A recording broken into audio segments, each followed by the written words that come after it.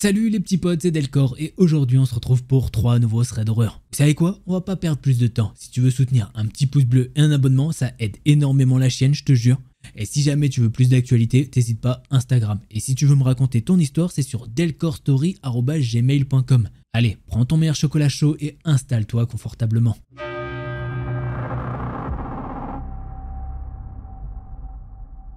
Bonsoir, mon nom est Julian et je vais vous raconter une histoire qui m'est arrivée quand j'habitais dans ma ville natale. Je travaillais dans une librairie, je venais seulement 5 heures par jour, une semaine sur 2. Pour tout le reste, c'était du 9h-19h. Un jour, je passais par la rue pour aller au travail quand j'ai croisé un SDF qui lisait un journal. Celui-ci était très usé et déchiré d'un peu partout. Je lui ai donné un peu de monnaie en lui disant que j'espérais qu'il comptait acheter un livre en bien plus bon état. Et il m'a répondu qu'il le ferait juste pour moi. Je n'ai pas fait attention à sa remarque parce que j'étais en retard. C'est à ce moment-là que j'aurais dû m'en rendre compte. J'arrive au travail, je dépose mes affaires et je commence à classer les documents importants, etc. Je sors du travail vers 14h30 pour rentrer travailler chez moi. Je passe par cette même rue et j'y croise à nouveau le SDF qui lisait un livre. Ce n'était pas un gros roman, du coup je me disais que depuis le temps que je lui avais donné de la monnaie, il avait eu le temps de finir l'histoire. Je lui ai demandé si c'était le cas, il m'a répondu oui en me souriant et en me disant que c'était une des meilleures histoires qu'il avait jamais lues. Bon, je tiens à vous prévenir que j'ai une sorte de tic. C'est qu'à chaque fois que quelqu'un me dit quelque chose, j'ai besoin de vérifier si c'est vrai. Mais vraiment dans l'immédiat. Alors j'ai commencé à lui poser des questions sur l'histoire et je voyais bien qu'il n'arrivait pas à y répondre. Il m'a dit qu'il avait du mal à lire vu que ça faisait longtemps. Après ça, je suis rentré chez moi et j'ai pensé à ce qu'il m'avait dit toute la nuit, ce qui m'a donné une idée malheureusement. Le lendemain, je le recroise et je l'invite à m'accompagner à la librairie pour qu'il puisse se cultiver et savoir lire correctement. Il accepte et me dit ça mot pour mot. Merci, personne n'a jamais été aussi gentil avec moi. Tu es vraiment une personne formidable, Julian. À ce moment, je me suis figé. Comment savait-il mon nom alors que je ne lui avais jamais donné? Je me suis ensuite ressaisi en me disant que j'avais dû le lui donner plutôt sans m'en rendre compte. On arrive à la librairie et je le laisse de son côté le temps que je travaille. Après seulement 1 heure de travail, une collègue m'appelle et me dit qu'il y a un vieil homme qui me cherche. Je vais le voir et lui demande ce qu'il me veut. Il me dit qu'il a fini et qu'il sait lire correctement. Il me propose alors de m'accompagner chez moi pour qu'il puisse me lire un livre. Je lui refuse catégoriquement tout en me disant que tout ça est très bizarre. Je suis un peu sur mes gardes. À ce moment-là, il a l'air d'être un peu énervé, mais il me dit ensuite qu'il va faire un tour dehors. Après 30 minutes, je vais voir ce qu'il fait. Et je le vois sortir d'une vieille bagnole et je vois de loin par la fenêtre que l'intérieur est poussiéreux et qu'il y a des sortes de petites feuilles coupées en carré et un peu sombres sur le siège. J'y prête pas attention, seulement au fait qu'il a une voiture alors qu'il est SDF. Je rentre dans la librairie avant lui et je le vois entrer, aller derrière une petite bibliothèque. Bon, je ramasse des livrets et quelques documents quand je lève les yeux et je vois quoi? Le SDF avec une caméra qu'il pointe vers moi. Le mec est tranquillement en train de me prendre en photo. Il croise mon regard et tourne la caméra pour faire semblant qu'il prend le lieu en photo. Je vais le voir et je lui dis que je vais rentrer chez moi et qu'il peut rester ici jusqu'à la fermeture. J'arrive chez moi, je termine d'écrire quelques petits trucs et je vais dans ma chambre pour me coucher. Je m'endors mais je me réveille en sueur en ayant l'impression d'avoir entendu quelqu'un toquer à ma porte. J'essaye de me rendormir mais je commence à entendre quelques bruits comme si quelqu'un chuchotait. Je vois que les sons proviennent d'à côté de ma porte. Je m'y dirige et je me concentre sur ce que les chuchotements disent. À ce moment-là, je reconnais immédiatement la voix du SDF et je me rends compte que depuis le début, il est en train de me lire une histoire. Je me dirige directement vers ma chambre et j'appelle la police. Environ 20 minutes plus tard, la police arrive et j'entends des bruits de lutte et des gémissements. Ensuite, la police ouvre la porte et me dit que tout va bien. Ils ont emporté le vieil homme et qu'ils comptent me rappeler s'il y a des nouvelles. 2 jours plus tard, il me rappelle et devinez quoi? Le vieil homme n'était pas SDF. Il me suivait depuis plus longtemps que je ne le pensais. Le jour où il était devant chez moi, il avait ramené un couteau.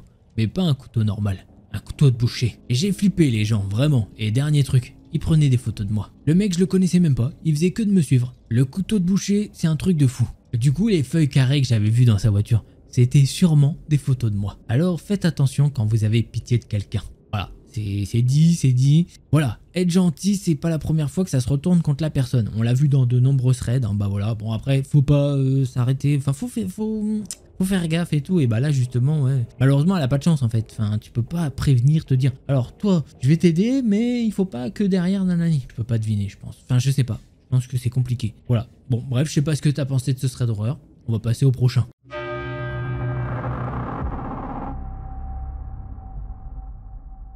Il y a 20 ans, mon fils et moi sommes partis en camping. Maintenant, je me demande s'il est un jour revenu. Je m'en souviens très bien, c'était il y a environ 20 ans, à l'époque où nous vivions à Washington. Ma femme n'a jamais été du genre à faire du plein air, alors que mon fils Brandon voulait faire du camping. Il n'y avait toujours que lui et moi. Ce ce n'était pas mal, c'était un bon moment père-fils. C'était une belle route panoramique sur le chemin du camping. Je me souviens que Brandon m'a posé des questions sur la musique à la radio et j'ai passé un temps embarrassant à me remémorer mes années de lycée et les groupes qui m'obsédaient à l'époque. Finalement, nous avons atteint notre site et je me suis mis au travail pour monter notre tente. Brandon a attendu patiemment. Il n'était pas du genre à s'enfuir ou quoi que ce soit. Et quand tout a été mis en place, lui et moi sommes allés faire une randonnée pour admirer la nature. C'était vraiment paisible. Les bois entourant le camp étaient calmes et sereins.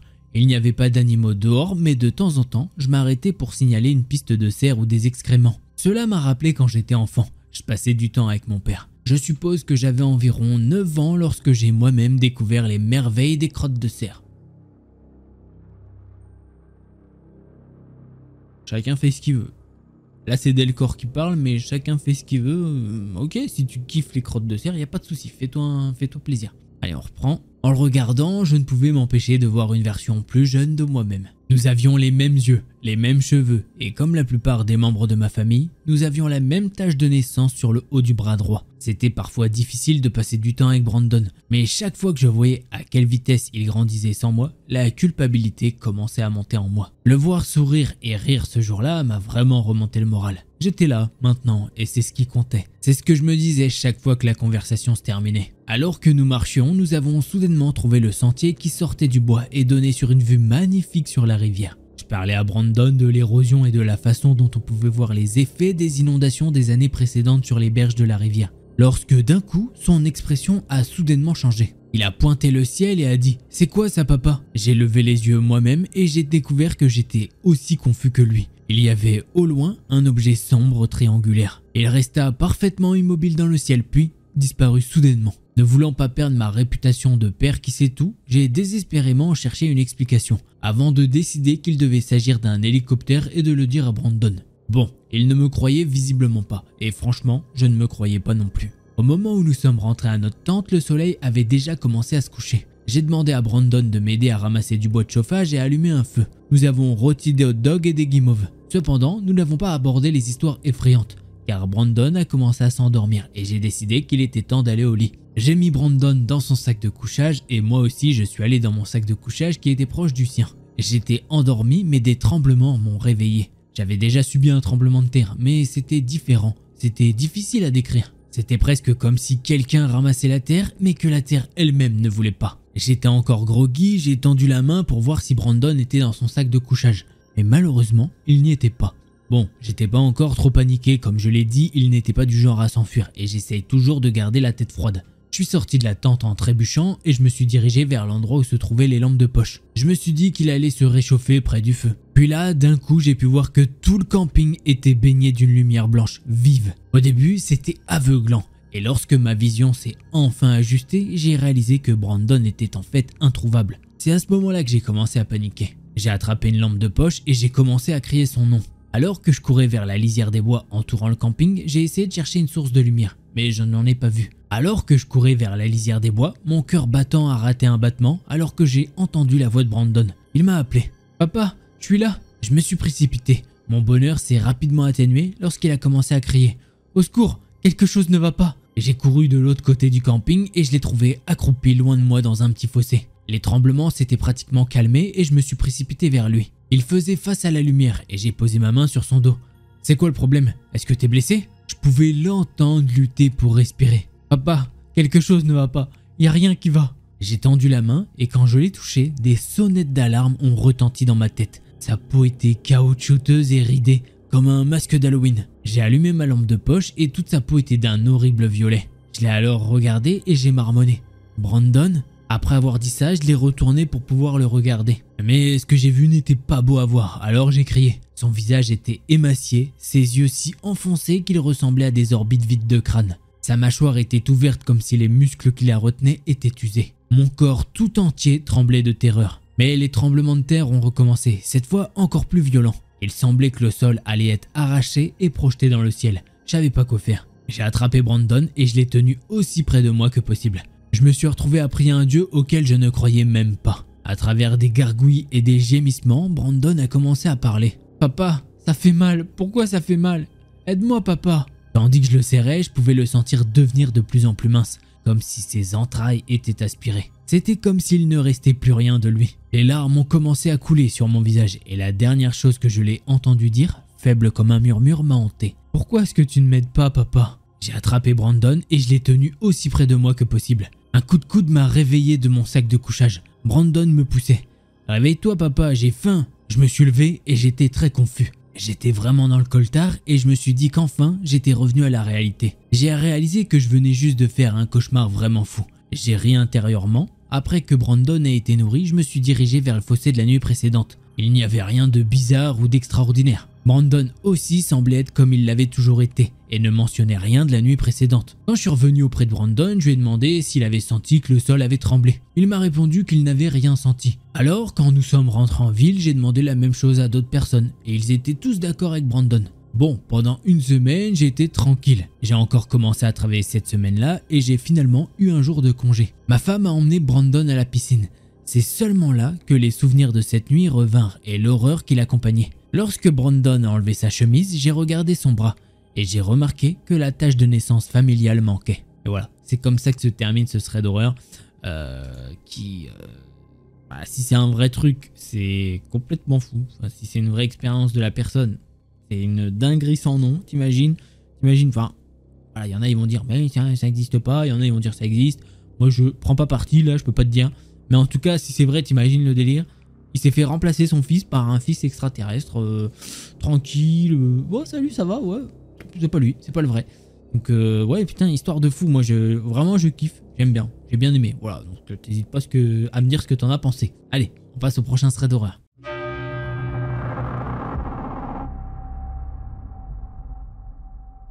L'histoire que je vais vous raconter, c'est celle de Léo. À cette époque-là, il a 10 ans. Et cette histoire se passe pendant les vacances d'été. Léo se souvient plus vraiment pourquoi, mais sa mère a dû aller dîner avec des collègues à elle. Elle a donc laissé la sœur aînée de Léo et ce dernier seul à la maison. Le truc, c'est que la sœur aînée de Léo n'a que 12 ans, donc elle est plus là pour s'assurer que la maison ne brûle pas plutôt que de veiller sur lui. La mère de Léo les a prévenus qu'elle allait rentrer directement après le repas. Bon, sa mère part et Léo s'installe dans le salon pour se mater un petit film. La sœur de Léo est à l'étage dans sa chambre, mais ça dérange pas du tout Léo car il est avec Fenrir, son chien qui est un grand Terre-Neuve avec qui il a grandi toute sa vie. Malheureusement, au moment où Léo a 10 ans, Fenrir il a le même âge.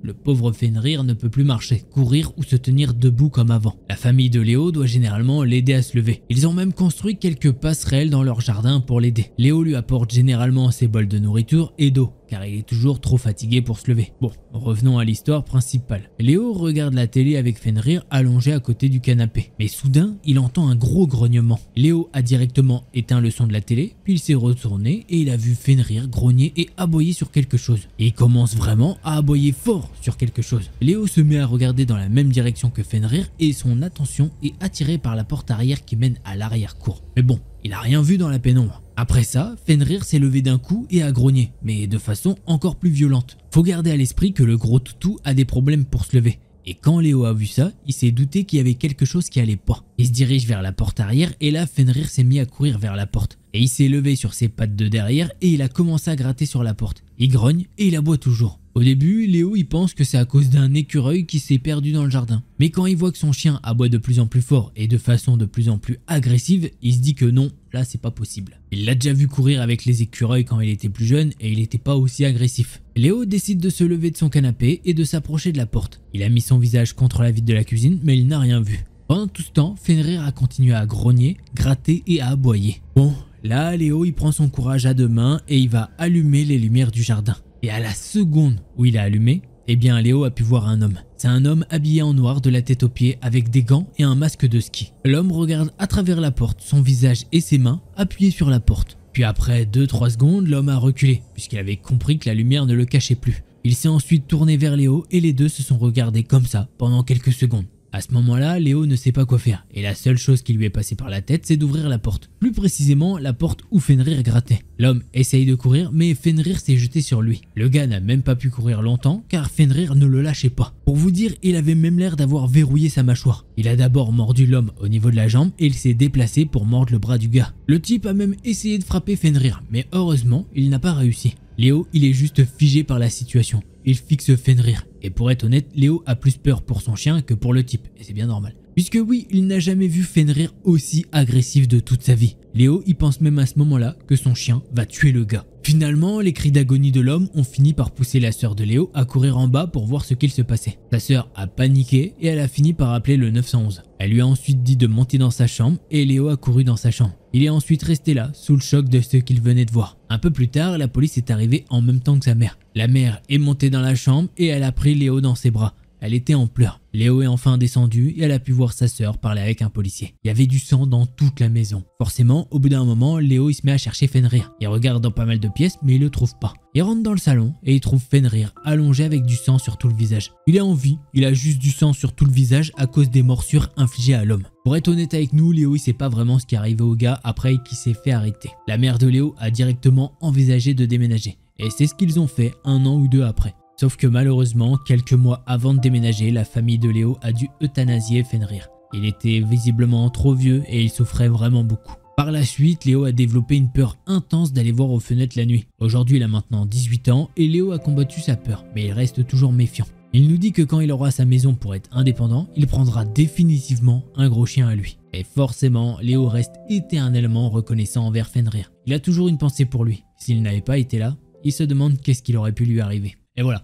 Pour la petite anecdote, Fenrir c'est le nom d'un dieu nordique, voilà, donc tout noir, un loup noir un petit peu, etc. Donc effectivement, un Terre-Neuve qui est un énorme chien aussi, et bah ça lui va bien, et il a rendu hommage, hein, vraiment, il a bien mordu et tout, c'est bien, un bon toutou, il a fait son boulot jusqu'au bout, même si en plus tu vois il avait des problèmes de santé et tout. Il a tout donné pour sa famille et tout. C'est un chien quoi. C'est une popouille quoi. Il a fait son boulot, c'est trop fort. GG à lui, franchement. Voilà, il peut que se reposer maintenant là où il est et bravo à lui. Franchement, un grand bravo. Ouais, je sais, c'est un peu triste. Là, la conclusion, elle est pas genre de bon. Fenrir, une petite larme, tu sais, en mode voilà. Donc j'espère que vous avez aimé ces threads d'horreur. Si c'est le cas, un petit pouce bleu et un abonnement. Et si jamais t'en veux plus, je t'invite à aller voir une de ces 2 vidéos là. Allez, c'était Delcor. En attendant la prochaine vidéo, portez-vous bien. Tchuss les petits potes.